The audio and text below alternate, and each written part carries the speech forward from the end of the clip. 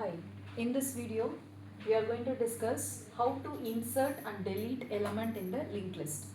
So in the previous video I talked about how I can store the data in the memory, either in the form of array or in the form of linked list.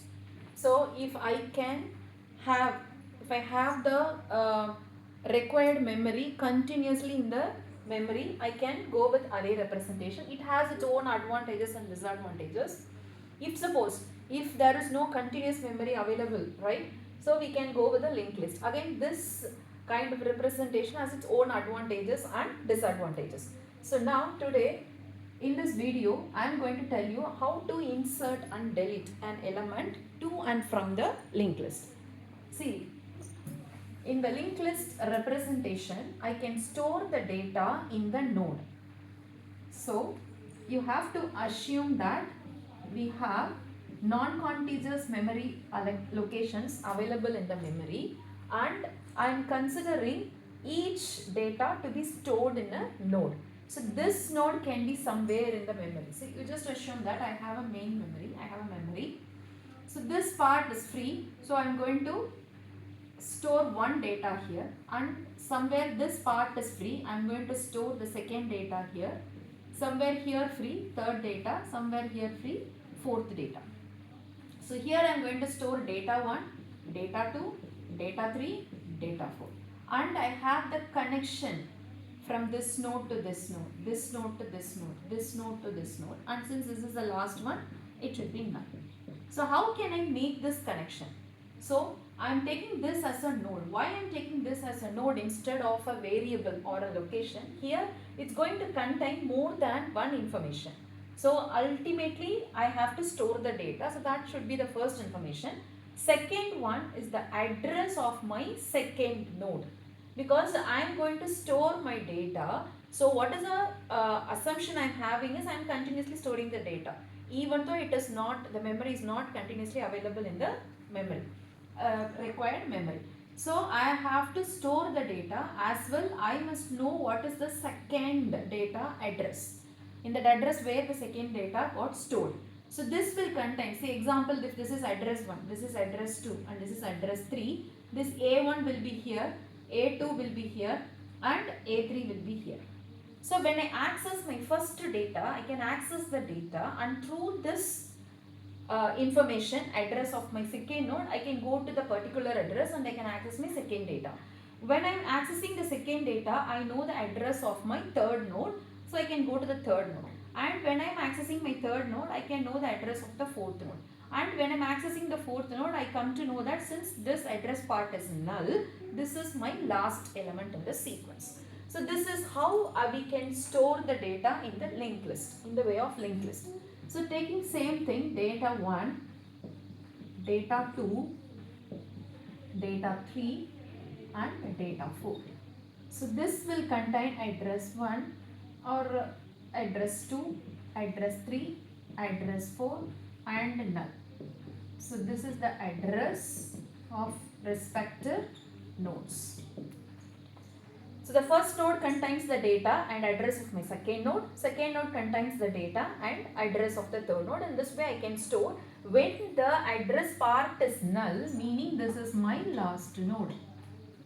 So I have to create a structure to hold each node. So structure may contain one data and one address. So this is how I can store the data. If already I have a linked list, and I am going to insert or delete an element to and from the linked list. How can I do it? See, for example, this you can consider as a header node. Sometimes you can have some dummy header. It will contain only the address of the first node and it does not have any useful data. So this will make our operations easy. So have a dummy node always as a first node without any data, must contain only the address of the first actual node. In this case, if I want to insert one element, for example, I am going to insert one element D23 in between the second and the third node, right? So already assume that this linked list is already existing with 4 nodes with one starting dummy node. Now I am going to insert a new node in between my D2 and D3. So you have your own algorithm to trace the place where I am going to insert. Now assume that I got to know this is where I am going to include my node D23. So how can I include it? See, I know already each node is a structure containing a data and address of the second node. So now if I want to insert this node, so you just imagine visually, so this should be in between these two. So if I am going to insert this, what should I do? This node, A3 node should be the next node of this. For example, the address of this is A23. Assume that the address of this particular node is A23, somewhere in the memory A23 I am having this.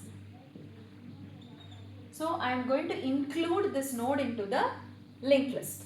So this is address of this particular node. So imagine if I include this node in between this A2 and A3, A23 next node should be this A3, A23 previous node should be this A2. In such a way that what should I do is I have to change the address values so that I can insert logically this node into the existing linked list.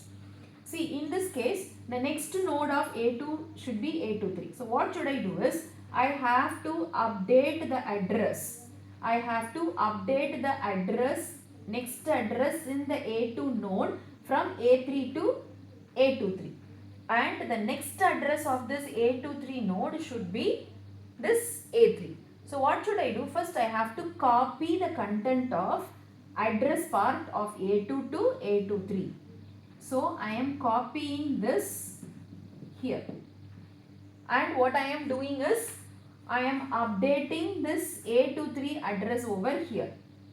This will become A23. So what happened logically when it is accessed, the second node is accessed with the data D2, what is the address which is in the next node address part? It is A23. So logically this will be the next node. So this connection will be removed because I have updated the address A3 to A23. So hereafter the next node of this A2 will be this A23. In the same way, since I updated the address part of A23 as A3, the next node of this will be this A3. So logically I have inserted this node in between A2 and A3. So this is how I can insert a node easily into the linked list. See, imagine in an array if I have this D1, D2, D3, D4. For example, if I want to insert a new node in between these two. So what should I do? I have to shift all the remaining into a step next to that, so that I will be getting a free space here. Then I can include my D2. Imagine in the worst case, I have to shift all the n numbers into its next position. So almost the time complexity will be n if I am using the array representation to do the same task. But when I am considering the linked list, so what I have done here is only two updates, because I am going to insert a new node in between this A2 and A3. So what I have done is I have do only two updations, that is address part of A2 and address part of A23. That is next node address part of A2 and next node address part of A23. So I have done only these two, whatever may be the size of my linked list. Even I may have some 1000 nodes in the linked list. If I want to do, even it may be in between the first two nodes or the last two nodes, whatever it is, right? How many updations I am going to do is totally 2. Because what I am going to do, I am going to find in between which two nodes I am going to insert this new node. Then I have to do these two updations. So the time complexity will be constant here. Always it will be 2, irrespective of the size of my linked list. But if I am doing the same case with the array, if it is 1000, then 1000 shifts I should do in the worst case. But even if the nodes are 1000 here, I am going to do only 2 updates. So this is the advantage of using linked list representation with respect to the array representation. So this is a case with insertion. If I want to do a deletion, for example, imagine I have a linked list like this.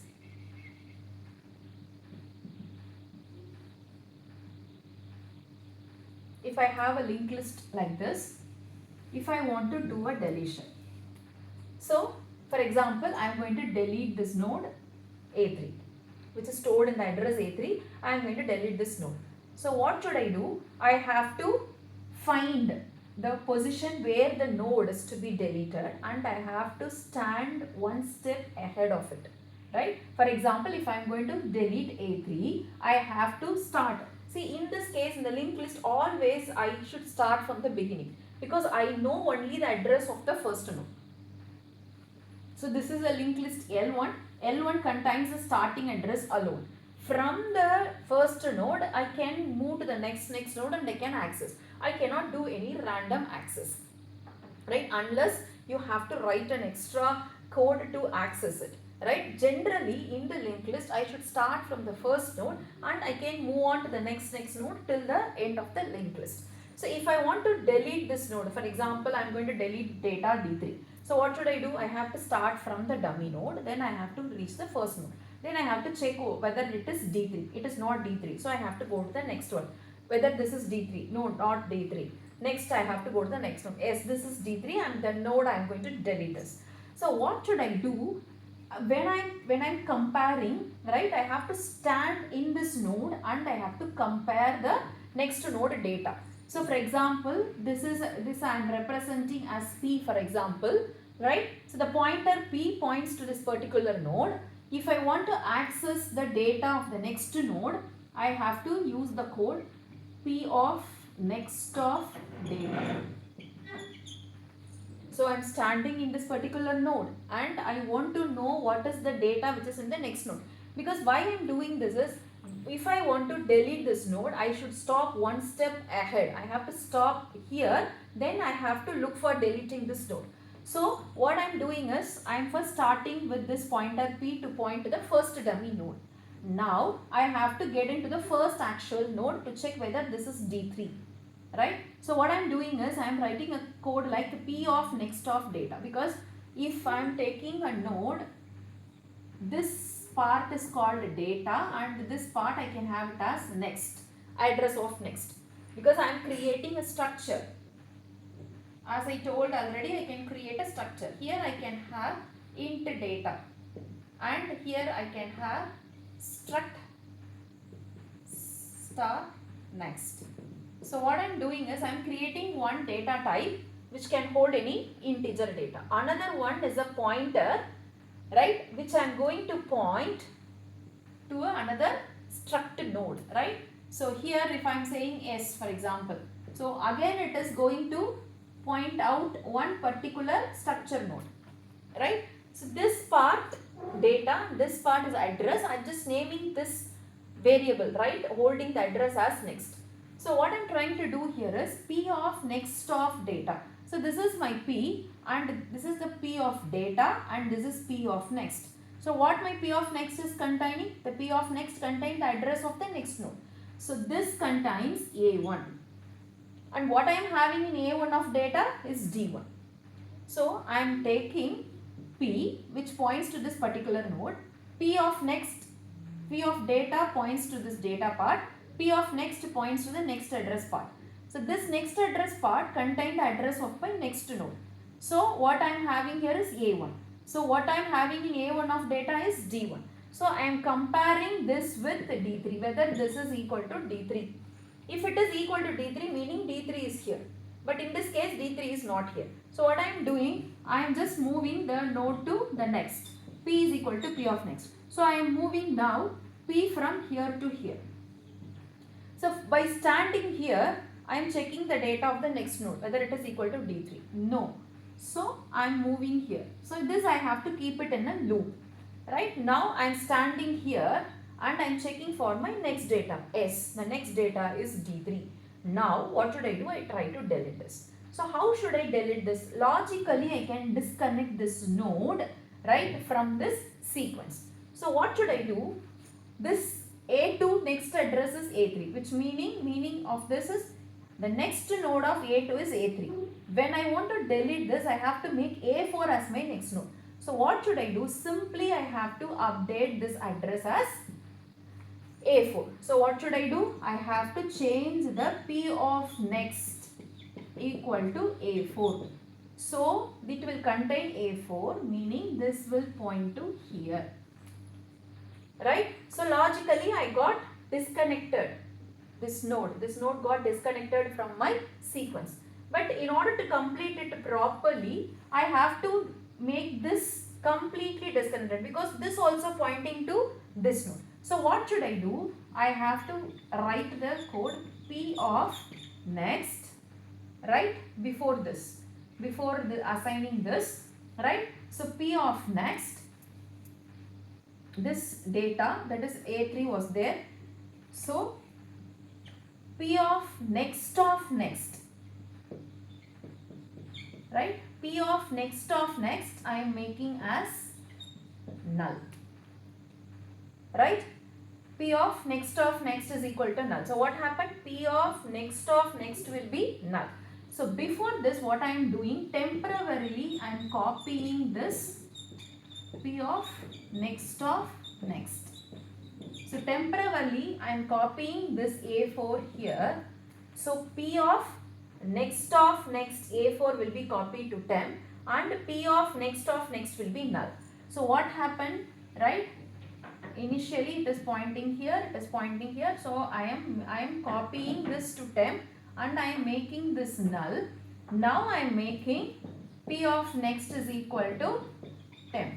So here I am making it as A4. So this will point to here. So I am completely disconnecting this node from the sequence. So again it is very simple for the deletion process. If you imagine the same thing in the array, if I want to delete D1, what should I do? I have to shift everything one step again, and this would be the worst case again. All the n elements I have to move. Whereas here what I am doing, see, traversing, right? Traversing we are not including as a time complexity in the case of deletion. Only the process of deletion we are looking for. So here what should I do? I have to do only one update. That too, in order to delete this, I have to take the next address of the node to be deleted and I have to copy it to the previous node. So logically I can disconnect this node from the linked list. So hereafter the linked list will contain D1, D2 and D4. So this is how we can delete the node from the linked list. Thank you.